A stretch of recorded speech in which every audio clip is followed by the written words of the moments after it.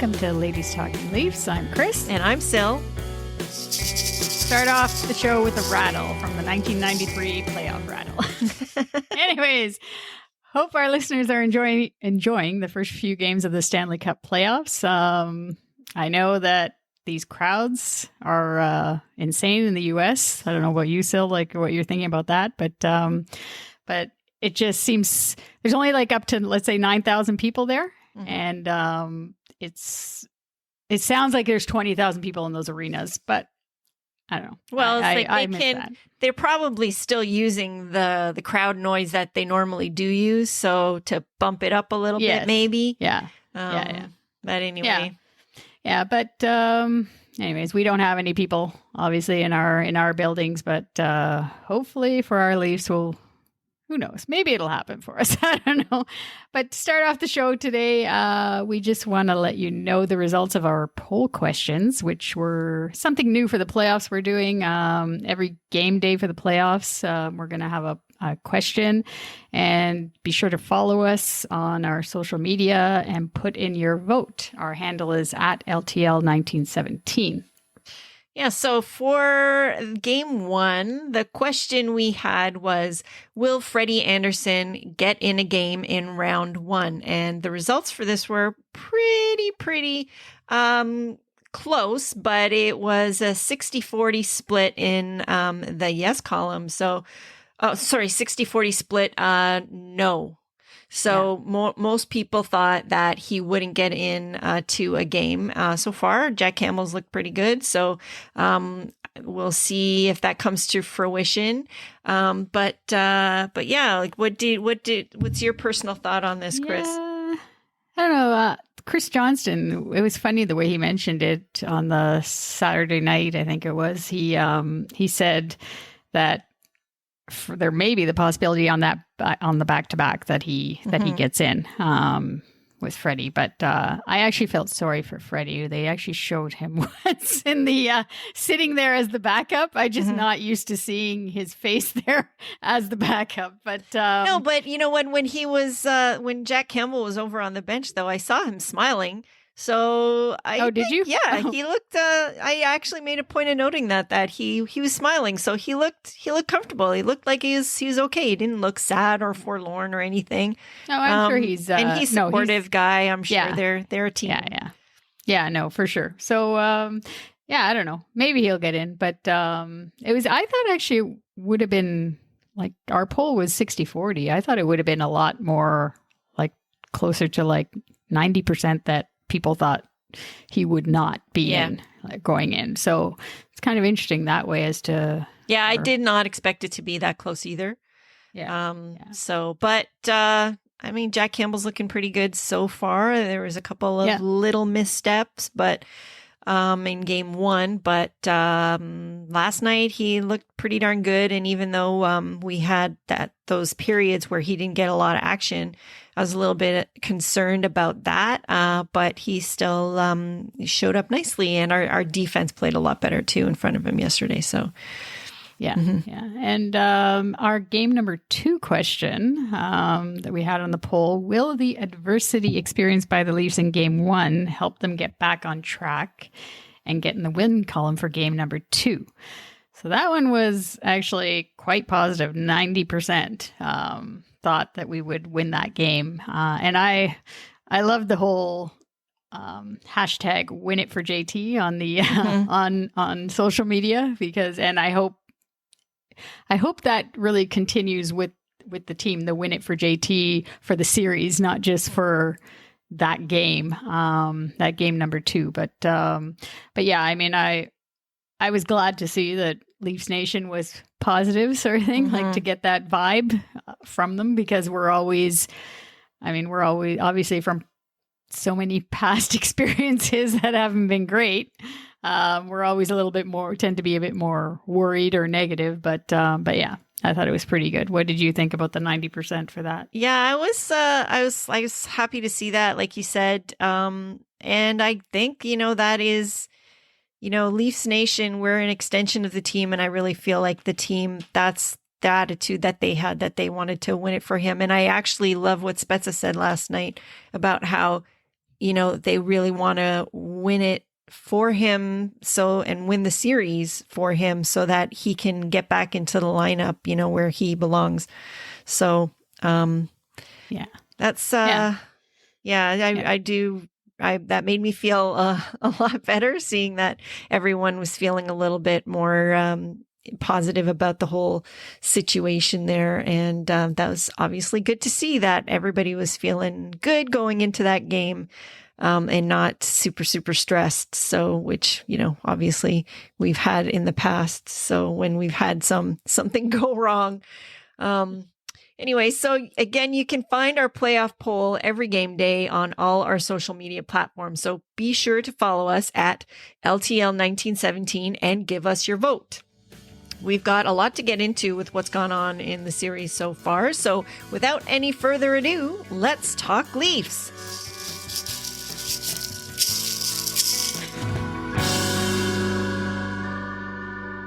Okay, so we're going to get into it, starting off with the thing that, unfortunately, we really wish we weren't going to be talking about, but the JT injury and how that all rolled out in game one. So it was, I don't know, for me, it was quite horrific to see him like that, especially when he tried to get up and he couldn't get up. And I don't know why Sportsnet was showing it over and over and over again. Like really, like you really needed to show it that much.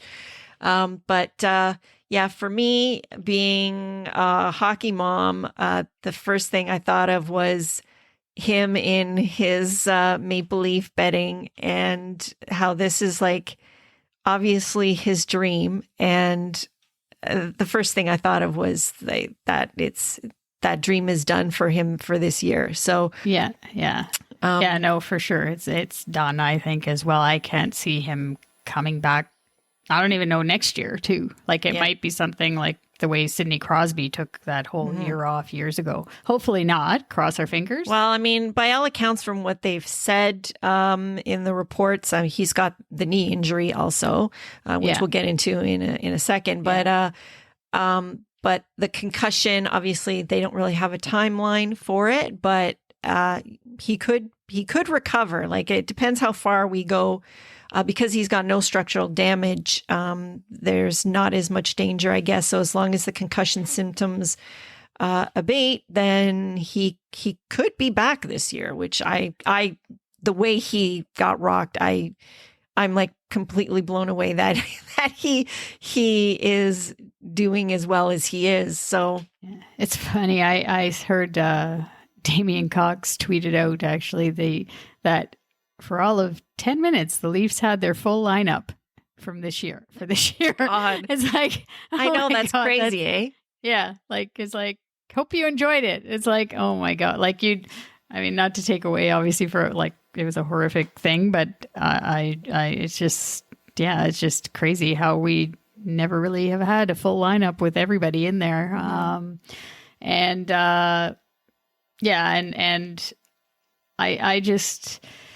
I like the fact, I was trying to think to myself, who is going to, like, there's nobody going to be able to replace him, obviously, right? As that caliber of player. Like, there's just, I think he's another one that you take it for granted, like the way we've been saying all season with Austin Matthews, the way he's just a scoring machine and just doing what he does every game. And we celebrate as we tried to keep in our mind to celebrate that, but John Tavares was even more, let's just say, in the background, because he's a pro and he just goes about his business and he just does it every game. And he's like the rock of consistency, like really, it's like, that's why that's such a huge piece that's missing.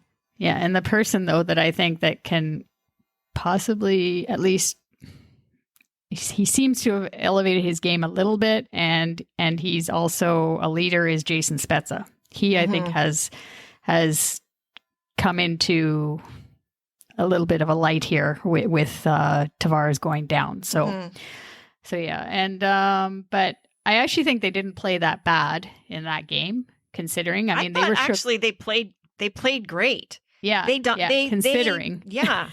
Yeah. So it was that game sort of, obviously it took some time for them to recalibrate and settle down. And I really couldn't wait for that intermission to come because I just thought they needed to just be off the ice and get into the room and just be able to talk to each other because even just seeing everybody on the bench, they just looked horrified. So I can't even imagine. And it was just so, the fact that there were no fans there also made it even more like, you could hear what's going on the ice, which normally we don't hear as much. And it was really, really, really horrible. So it was a bizarre night too, because I mean, to have 3 puck over glass penalties. No, I know. Game, that's why I think that no matter, even though it was they regrouped and everything, but they still weren't right that whole game. Like that kind of stuff never happens. I mean, it never has happened.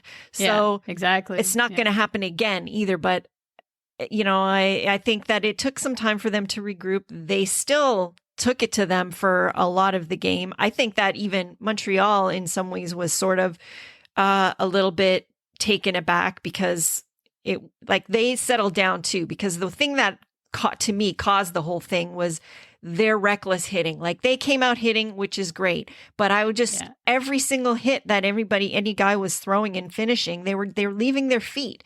So they were really reckless. And I really believe, and I know other people have said this, but I like to believe I said it first before anybody got on the air, is that Chariot was the one who caused that whole thing by his hit to his knee, made him fall awkwardly in a vulnerable position. Perry's coming down the ice and can't get out of the way. Like that wouldn't have happened if that reckless hitting was not going on. Yeah. And so Sherratt needs to have a visit from the Wayne train, and that will happen. I think he tried to visit him in game number 2. But more importantly, I mean, we have to be winning the game and winning the series sort of thing. 100%. So I'm sure Sherratt will get a visit from, it doesn't matter who it is, whether it be even Bogosian, Muzzin, Wayne Simmons. We got a lot of, I don't think Montreal realizes that, they can try and do this, trying to run us through the boards or whatever, but we're a different team too. We have different players, veteran players, and this is our 5th time now with this, let's say the core young group. They know what it's about too, like Matthews, Marner. Well, and that showed because they tried to get him to buy into it and take a stupid retaliatory penalty too, and we didn't bite. So they know what's at stake, and they're not going to do anything stupid. And I think that that's a pretty bad strategy if that's what you think you need to do to get us off our game. Because look what happened, in game 2, Montreal spent the night in the penalty box, giving us lots of practice time on our power play. So it's not a good strategy. So I actually think that they'll make adjustments also on Monday. Montreal will. So I kind of think that they're going to take a little bit of a different tack because that was really undisciplined on their part on Saturday night. Yeah. And so, I mean, after JT got injured, I think the fact that we had the 3 former captains like Spezza, Foligno, and Thornton in our lineup, it really showed in that game anyways, to basically once we got to the intermission, I think as a group, those 3 guys being former captains, they definitely calmed the group down, and obviously they were just waiting to make sure JT was okay. But all those guys, I think, really helped to have that veteran leadership. And let's just talk about actually some of these players going into overall in the games, the different players' performance, starting. I don't know. I'm amazed at Jason Spezza, so I want to start with him. The guy is 37 years old, and he's looking spry out there, eh? Oh yeah, I think he must. I mean, they all know they're coming to their last opportunity for a cup, right? Obviously, you only get so many chances, and I don't know. It's going to be tough without Tavares to get that, but. anyhow, he obviously he's taken it on some, like with the additional leadership. I just think it was great in game 2 how he got us on the board and to tie the game up, and he's just taking it to another level. I think he should get more ice time. He's only getting I was looking before we came on, I was looking at the ice times for some of the players, and it's funny, a lot of them, the only one that was ridiculous was in game 1 was Marner, where he got 27 minutes because of the stupid penalties, the puck over glass penalties, and he plays on the PK. But well, except for the one that he caused, which he was in the box for, so he got a little bit of a 2-minute rest there. I guess so. But that just even shows how much time he played. You know, 27 minutes though. He was over 27 minutes. That was insane. Like, and that's not even an overtime game. Yeah, he should not be like. But I mean, going back to Spezza, he had in game 2 he had 12 minutes, and I think he had about the same in game 1. But I don't know. I just think. I'm thinking like they should get him in there a little bit more. The fact that he seems to be like he's taking on more of the leadership role, and he just seems to have that, I don't know how you'd say it, the energy or the adrenaline. The question is though, will he have that same energy if they give him more ice time? Like is the fact that they limit his ice somewhat, like have they maybe found a sweet spot for him? Like, could it be that if he plays more, it will take more out of him and he'll be less effective? I mean, there is that question also, you know? Maybe. Or the other thing is, because I mean, he's playing 12 minutes. Like I thought when JT was out, like they put Kerfoot in there. Kerfoot's actually been playing really well. No, and he played great last night. That line was really, really motoring. Yeah, with Willie and Galchenyuk. But I was thinking actually that they would put Spezza up there on the second line, because Kerfoot he played about 15 minutes. No, but Kerfoot played last night though with Engvall and Mikheyev. They had Foligno on the second line. Oh, sorry. I didn't even notice Foligno. That's the thing. That might not be a bad thing. I don't know if that's good or bad. I thought for sure I saw him Kerfoot with Willie. Well, I don't know, all night. You know what? They have their lines and everything, but they're with different transitions and stuff. Like they could have been on the ice together at certain times. Power plays and stuff, or maybe I was shaking my playoff rattle too much. Who knows? Right? And I was just like, because I was screaming at the TV screen too much. Anyways, I liked Kerfoot's game, so I didn't. But he only played wherever he played. He only played 15 minutes, and I thought to myself, Spezza could take maybe a couple of shifts away, so I think get him up to 13 minutes. Like I don't know, but maybe like you're saying, maybe that's the sweet spot for Spezza. Maybe they have maybe Keefe has a good thing going there. But but yeah. So I mean, I liked his game. I mean, he's getting time though in important situations, you know, in important face-offs. Oh yeah. In power play time. So, you know, he's going to be used. Like that's where I think his extra time will come. Like not with a regular shift necessarily, but with additional moments like that where we need something to create something. So he was incredible in the face-offs last night. Also, So. Yeah, I kind of feel like that is, to me, as much as, you know, you see that energy and that desire and you're like, you can only use more of that on the ice. I still think that his presence on the bench is always felt also. So even though he's not, you know, necessarily always, you know, on the ice for sure. with time, like his leadership. Yeah. So I think that he's definitely always going to be involved in big moments, though, in this series, without a doubt. And I thought Simmons was much better in game number 2 than game 1. I didn't notice him too much, but game number 2, he was up to his best chirping there of the players. And but don't we want to see more from him than just that, though? Like I kind of feel like, you know, part of the reason that we were so excited to get him is because he is a guy that does those things and provides that energy and provides that leadership, but he also, and toughness, but he also can score, and that has kind of dropped off a little bit. So I think personally, I would like to see a little bit more from Simmons in that regard, is more of an offensive threat. But I wonder if he needs to be used differently for that, or I don't know. Well, he's on the PK a little bit, but because he's on the second PK, he doesn't get obviously PK or power play unit. Or sorry, power play. Sorry. Yeah. He's not in. He doesn't get that much time on it because he's at the end. And I don't know. I was happy with him last night. I'm happy just with the physicality because we haven't had a player like that in such a long time who. Like when he bowled over Josh Anderson there, that was my night. Yeah. I was just like, that is beautiful. Yeah. And then the other part was when Matthews basically told Gallagher to get out of his way and just bowled over him.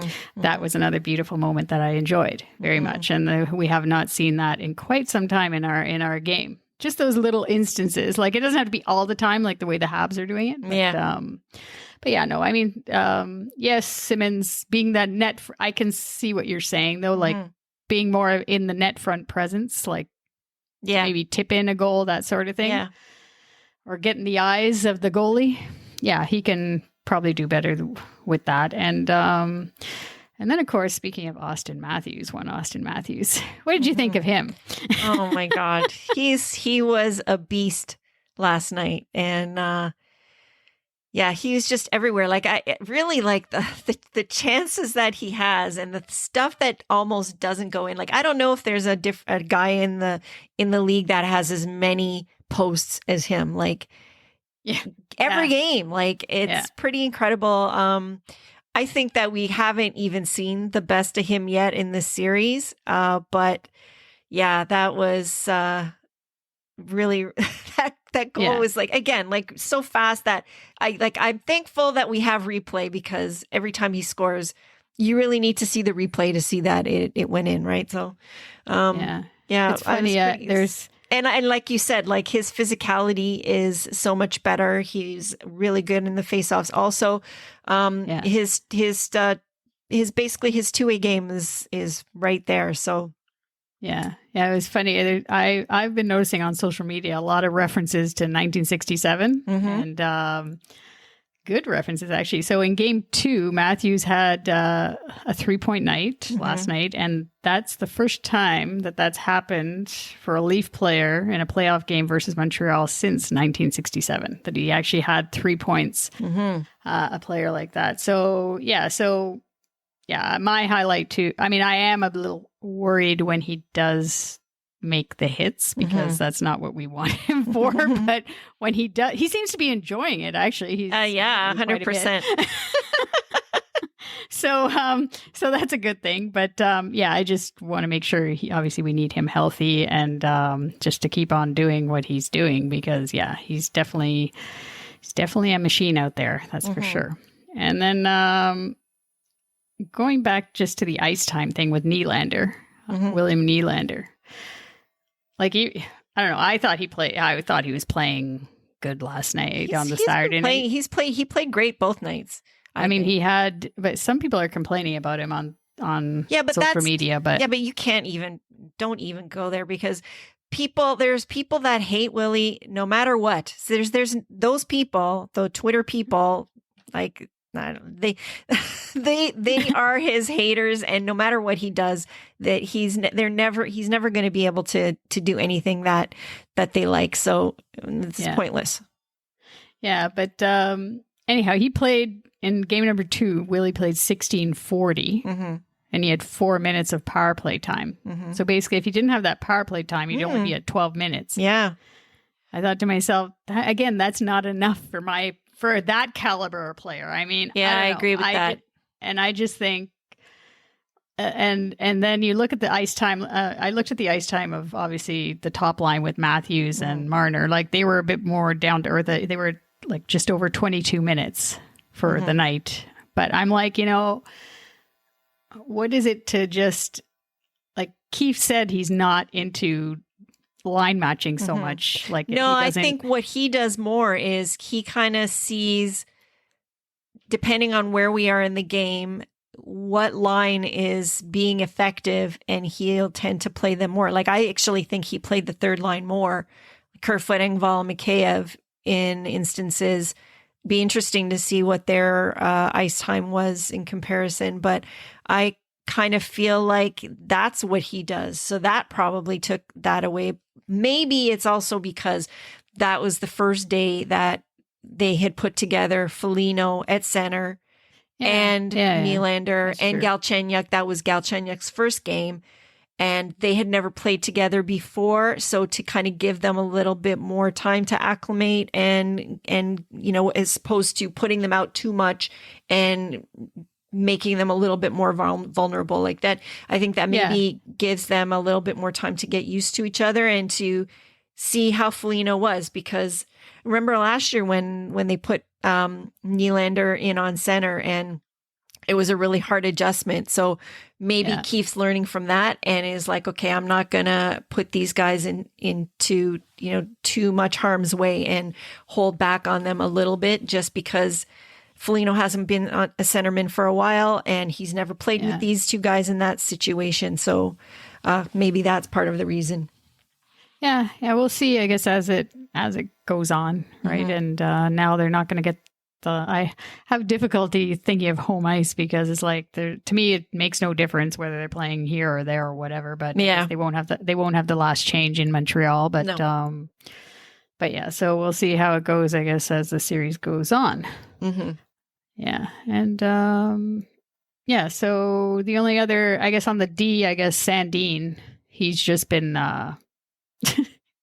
like he got caught on that shorthanded goal in game number 1. Yeah, but that wasn't really his fault, though. It's just the only fault I would say is that if Riley was there, Riley's probably faster than him and maybe would have got back a little bit better. And more experienced also too. So there's that. Yeah. But that was really Joe Thornton's fault. Bobbling that in the offensive zone. So, and that game, I don't know why, but I do know why. I just think that it was a washout because of that whole Tavares incident. I just think that we to lose it only 2-1, it was just like, I thought that was really good. We did dominate for the majority of that game 1, regardless. Like when we came out in the second period, we looked like ourselves, and we had so many chances. And Carey Price had an amazing game that night too. He played incredible. So it's just one of those things. Plus the whole situation. That made it much difficult. But I have to give Keefe credit for going back and putting Sandin in again and letting him, get his confidence back. And boy, did he get his confidence back. And I know I've said it before, but he has a shot, and he can really, really find spots to get it through, which was incredible to see. But do you know who gives him that confidence? Why don't you tell me? It's William Nylander. I know Willie said that he learned it from him. Yeah, I heard that. I thought you gotta love that, eh? Oh, Willie Styles. Yep. Willie Styles, right? That is just the perfect comment from that guy. Yeah. I don't know. He just loves all of it, but he loves the attention, that guy, right? And he's smiling away. But well, you know what? Anyhow. If the thing about Willie is that, like we talked about the people that are, he's got no shortage of haters out there, but he doesn't let that stuff get to him.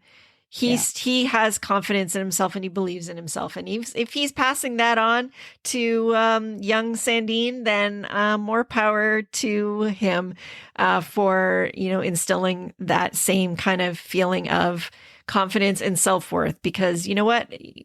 If nobody else is going to believe in you, you need to believe in yourself. So I'm all for that. Anyway, it's going to be interesting to see how things go with the back-to-back coming on Monday and Tuesday, and what Keefe is going to do, and also what the Habs will do with their lineup. Like, could Cole Caulfield come in like they brought in Kotkaniemi? Like, is that kind of thing going to happen? Like, they need some goals, obviously. So yeah, I mean, I don't know. I guess they're still going to continue with this idea that they have to run us at every opportunity, run us through the boards. With that, I say more power to you. Keep on doing that, because that's not a recipe for them to win. So let's get into talking about the Habs a little bit more then. So we all know, like you said, that their plan is to basically run us at every opportunity. It didn't work so well for them in game 2, and they spent most of the time in the box. So yeah. And I mean, they're giving us lots of, you mentioned like they're giving us lots of practice time to get our power play going. We've looked good in both games, actually. Game 1, we were 0 for 4. Yeah. And then, and then we were 2 for 5 yesterday. But I mean, if they continue to take penalties, like that's just, like that's going to kill them basically, because eventually we are going to score. And I don't know what else. Other than Cole Caulfield on their side, I don't know who else they could... really, like, is a guy like that who has had dipped his toe into the NHL at the end of the season, is that the guy that's going to be your savior? Like, I don't know. No, like, to me, he reminds me, like, the way he sort of has come in a little bit about when Kasperi Kapanen played his first year with us, and he got called up towards the end of the season, played a few games, and he was like incredible with those breakaways and stuff, and did the same in the first round of the playoffs and looked really great. To me, it's a similar situation. So but he didn't end up doing anything. He didn't make it so that we won that series. So yeah. The other thing is, though, it is playoff hockey, and I don't think he's matured enough to take the physicality of the game. I don't know how. I mean, he's a fast player. Obviously, he's fast and skilled. But I mean, I don't know. I don't know. It'll be interesting to see how he does if he gets in. Yeah, if he does get in. But yeah, no. I mean, I don't think he's like some huge game changer for the Habs. Their bottom line, their hope is Carey Price. Yeah. Is that and what we have to do, though, I mean, I'm sorry, I can't, if Carey Price, that's fine if he stands on his head again for another game, but there's no way that we can say that we're being out-goalied again. No, this for sure. whole thing about being out-goalied is forget that, because if we remember back in 93 in those playoffs with Curtis Joseph being in St. Louis net, don't you remember those nights? He was stopping over 60, close to 70 shots. Yeah. And we still won that series in 7. We still got through there. So really it's about the will at that point. For sure. Thing, right? Even on our side, Felix Potvin, he was a rookie. That was his first playoffs, but he had some bad nights, where he let in 6 goals, and we still found that team still found a way to win. Because I think you said this earlier, that we just need our goalies, whoever is in net. If it's going to be Jack Campbell all the way, that's great. But he just needs to not let in that last one. So we need them to save that last one. And it doesn't matter if it's if we win 6-5. Yeah. He just doesn't need to be the one letting in that 6. Yeah. Yeah, no, exactly. And our forwards need to score. And that's why last night I loved it, because that was definitive. It wasn't a 3-2 squeaker. It wasn't a nail bite till the end. Are we going to win? Are we going to lose? No, it was definitive. It was a very comfortable win. They did not look like they even broke much of a sweat last night to me. So I was feeling pretty calm. And to me, that's a good sign, because last year, compared to the roller coaster we went through, this last night did not look like that at all. Didn't feel like it. Yeah. The only thing last night, I thought that I was at the end of when they had that 6-on-5 for so long, when they pulled the goalie. Yeah. I thought that was a little bit too long. And the only other thing I'm hoping that Dominic Ducharme, that head coach of the Habs, doesn't try is that stupid challenge again, because I'm thinking that was just because he wanted his players to rest. I don't know about that. I actually think that Bergevin was the one who wanted them to challenge that, because if really? You didn't yes, see I that? did see. Yes, yeah, him pointing like, what's that? What's that? I'm like, honestly, I anyway, it was a poor move on their part. Oh, God. That's not going to happen again either. No. So anyway. They tried that. So yeah, they tried. It failed. They tried and failed. It's funny though, because apparently the league had the Minnesota Vegas game. I guess it was at the same that's time. Why it took so long. Yeah. They had one of the challenges reasons why going. They said, yeah, which is odd. Again, the two would happen at the same time, but no, I don't think they should be trying that again, unless they want to keep giving us power play practice time. Yeah, but even when you're mentioning that, when there was towards the end of the game, when it was that they were going 6-on-5 for so long, to me, they weren't looking like they were that much of a threat though during that. Like, I wasn't that worried. I wasn't feeling worried. Yeah. So I think that, RD was much improved in that game. So if we can, hang on and do that again, for the next three, then I think we're going to be looking good. Yeah. So we'll see how the series goes on, and we are recording this on a Sunday, and obviously we know that a lot of things can change in the next few days, but we are hopeful that we're going to be on the other side of this thing next time we talk to you guys. Yeah, so before we go, just a reminder to check out our previous episode for our playoff preview. We do have a lot of good stuff in there, and also be sure to, again, participate in our playoff game day polls. We want to get the pulse of Leafs Nation, and we look forward to sharing the poll results with you. And also, you all know we love hearing from you and our social media followers. So if you have a poll question that you would like us to consider for a future game, by all means, DM us and you might see your question used on our social media on game day. Also, if you have any thoughts on what we talked about the show, also get in touch with us, or you can email us at ladiestalkinleafs@gmail.com. Be sure to follow us on all our social media, Twitter, Instagram, and Facebook. Our handle is @LTL1917. And another way to connect with us is at Ko-fi.com. That's ko-fi.com. You can follow us there, and if you choose to, you can also support us there and buy us a coffee. Any donation goes towards helping us produce this show and making it even better for you. Find the link to our Ko-fi page on our show notes or in any of our social media profile pages. As always, thank you to our healthcare workers. I can see the light at the end of the tunnel for this pandemic, and thank you, though, for everything that you do. Stay safe and well, everybody, and go Leafs, go!